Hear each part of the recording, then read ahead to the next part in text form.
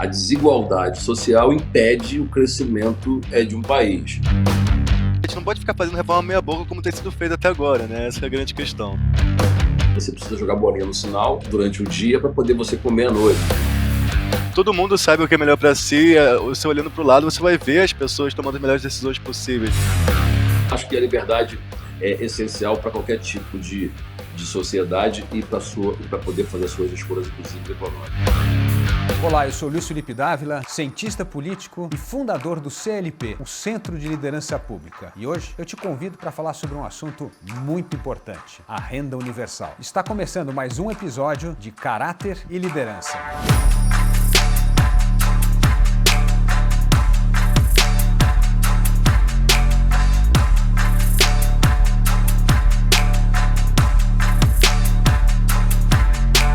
A desigualdade é um problema universal. Para se ter uma ideia, no século XIX, a diferença de renda entre o país mais rico e mais pobre era 4 vezes o PIB. Hoje, é 700 vezes mais. E o pior, que não é só entre nações, a desigualdade está dentro do país. Vou dar um exemplo do Brasil. A renda em São Paulo é quase 3 vezes maior do que a renda no Maranhão. E você quer ir no dado mais chocante? A renda dentro da cidade de São Paulo, entre os bairros, pode ser quase 8 vezes a diferença do bairro mais rico para o bairro mais pobre. E para resolver essa questão importante dessa desigualdade, uma solução é a renda universal. E é sobre esse tema que hoje eu vou conversar com 2 convidados muito especiais. Celso Attaide, que é o fundador da CUFA, a Central Única das Favelas, e hoje é CEO da Favela Holding. E com o jovem economista Daniel Duque, que é pesquisador da Fundação Getúlio Vargas e também head de inteligência do CLP, do Centro de Liderança Pública. A primeira questão que eu coloco para vocês é o seguinte: essa liberdade de escolha que uma renda dá, sem ser renda carimbada, sem só o dinheiro para a cesta básica ou para a educação, essa liberdade de escolha com uma renda básica, você acha que é sim um motor importante para as pessoas decidirem as suas prioridades, empreender e crescer, Celso? Bom dia. Prazer falar com você aqui.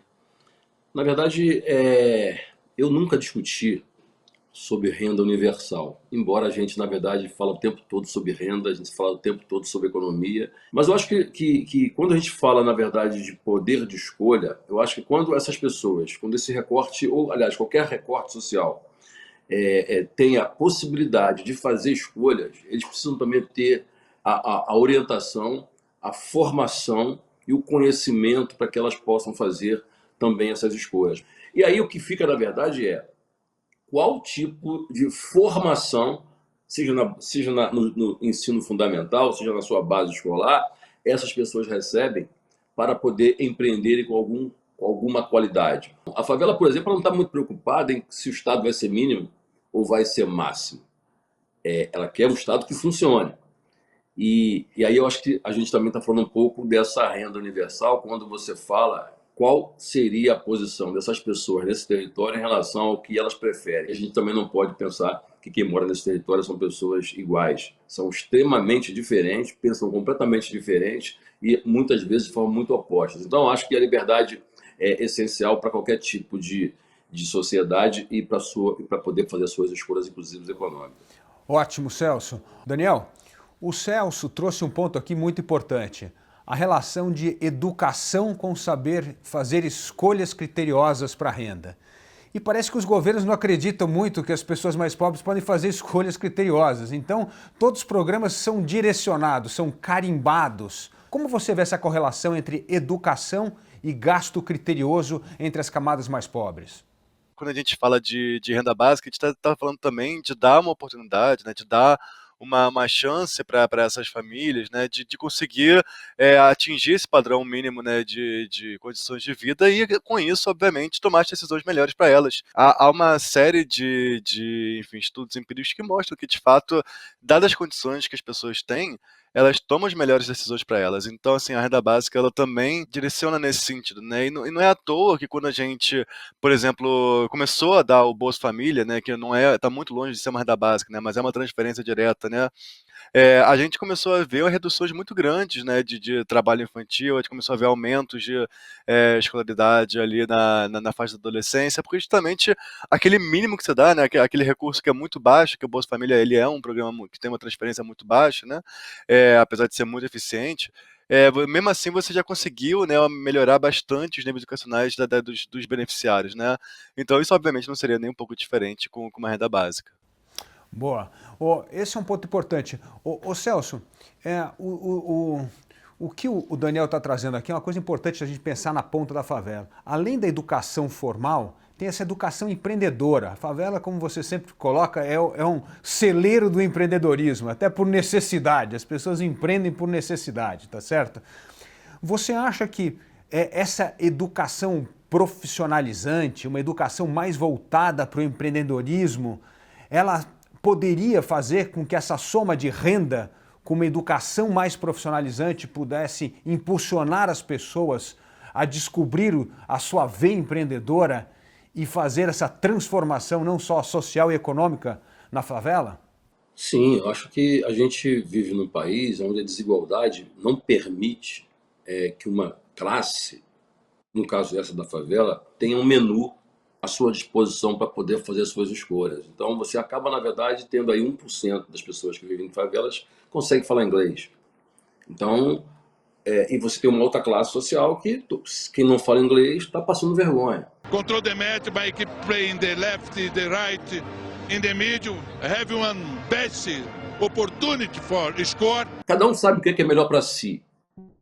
E só que se cada um não souber a quantidade de alternativas que estão disponíveis para ela, você toma as decisões que considerando aquilo que você consegue ver. Então, eu acho que na medida em que você consegue capacitar melhor essas pessoas, você equilibra as relações sociais, independentemente do extrato social que essas pessoas fazem parte. É óbvio que você gostaria de ter psicologicamente capacidade, condições plenas de você se dedicar aos teus estudos, mas uma quantidade muito expressiva de vezes nesses territórios isso não é possível, porque você precisa jogar bolinha no sinal durante o dia para poder você comer à noite. Então, mas a tua mãe, os seus pais, eles gostariam que aquele tempo você estivesse efetivamente estudando. Então, mas eu acho que o mundo ideal era que a gente tivesse uma redução dessas desigualdades a ponto que essas pessoas pudessem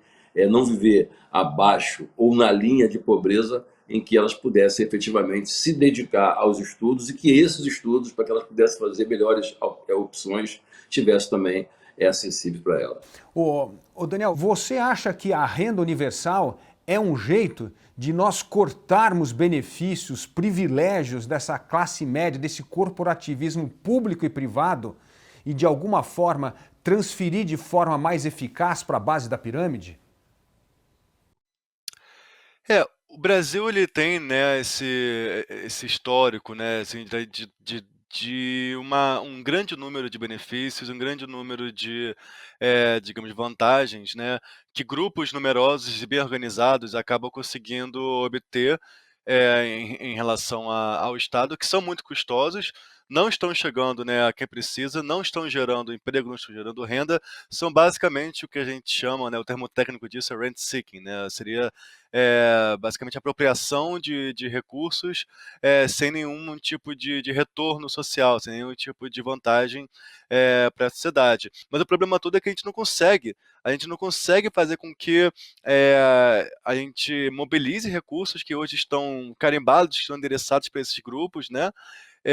E talvez um caminho para isso seja realmente um programa de renda básica que fala assim, ó, agora todo mundo recebe um tanto, mas para isso a gente precisa mobilizar essa e essa reforma, essa mudança, mas aí o benefício vai ser para todo mundo. Aí todo mundo vai ganhar com isso. Ô Celso, o Daniel está dando uma boa dica aqui. Ele está dizendo o seguinte, veja só, sabe quanto a gente gasta por ano com esses benefícios fiscais, tributários, privilégios no Brasil? Mais de 300 bilhões de reais por ano. Sabe quanto a gente gasta com os pobres? Nem 1% do PIB. Então, assim, o que o Daniel está falando aqui, está dando uma dica que é importante, Celso. Como é que se mobiliza politicamente a base para começar a pressionar, a entrar nessa guerra e combater o corporativismo? Porque senão eles vão capturar todo o dinheiro e vai ficar sempre sobrando só a migalha para a base. Como é que você vê essa atuação na base, a favela, a CUFA, se organizando politicamente para brigar pelo que é seu direito? Porque esse direito hoje está sendo capturado pelo outro lado da pirâmide.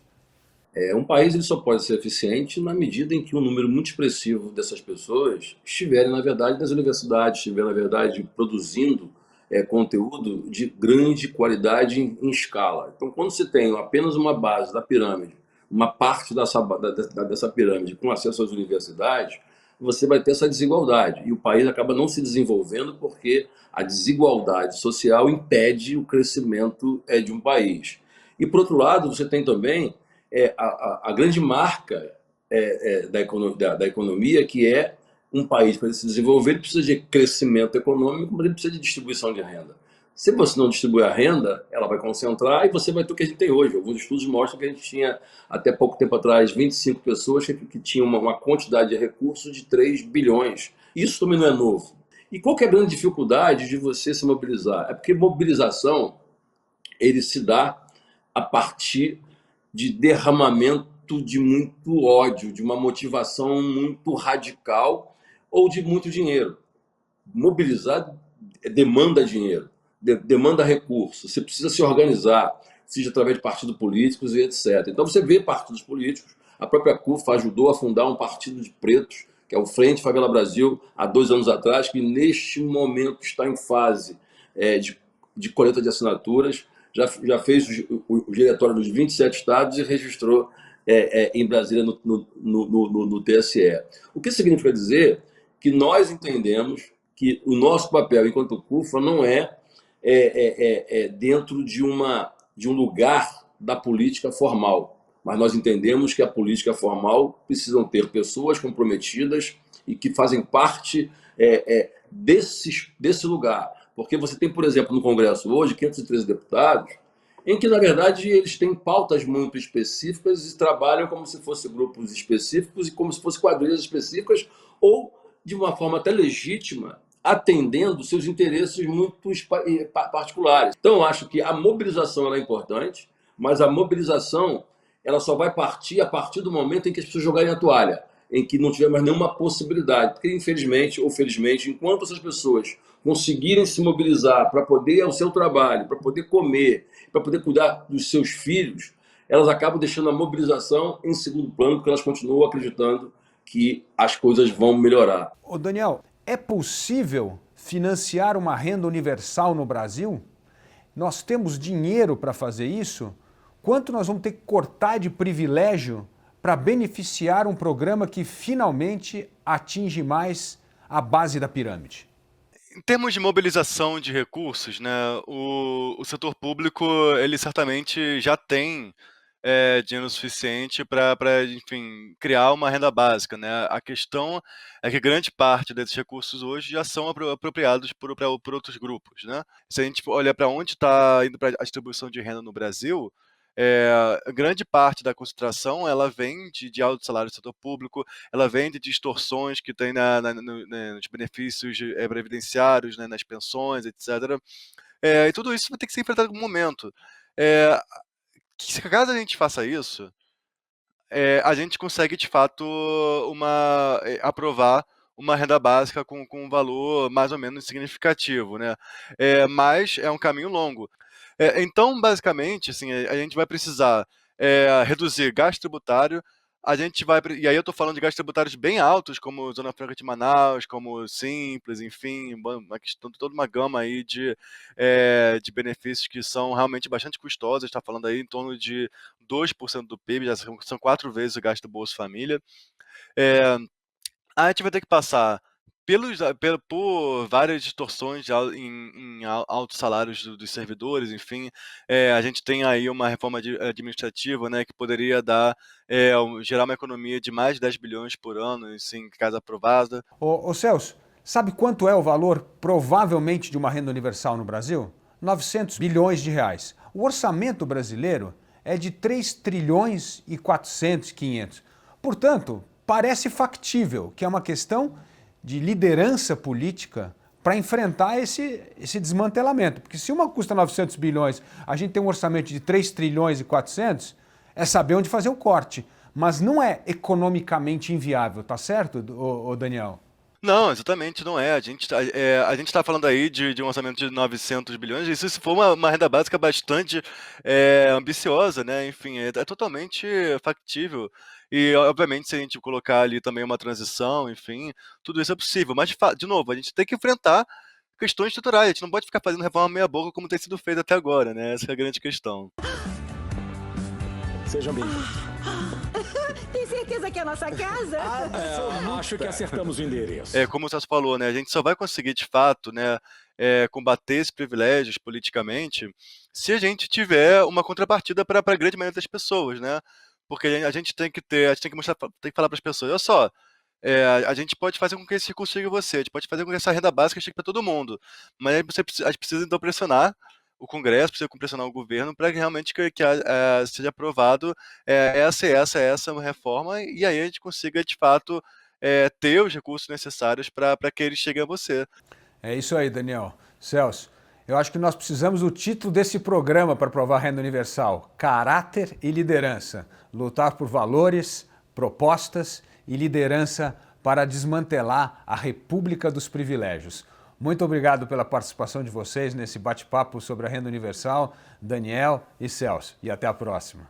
A desigualdade não é só um problema social, é um problema institucional. E o que é esse problema institucional no Brasil? É que nós temos aqui a República dos Privilégios. O corporativismo público e privado capturam a maior parte do dinheiro, que deveria ir para a base da pirâmide, e fica na base dos privilegiados. A luta que nós vamos ter para criar a renda universal no Brasil é um mecanismo fundamental para reduzir a desigualdade. Ela parte do pressuposto que nós vamos ter de educar melhor a população, como o Celso Ataide falou, para que as pessoas possam fazer escolhas mais conscientes. Mas também nós precisamos de políticas públicas, como bem disse Daniel Duque. E a política pública é pegar essa fatia gigantesca do orçamento nacional de mais de 3 trilhões de reais e encaixar a renda universal, que custa em torno de 900 bilhões. O Estado vai começar a fazer justiça quando tiver coragem política para cortar privilégios da classe média e ajudar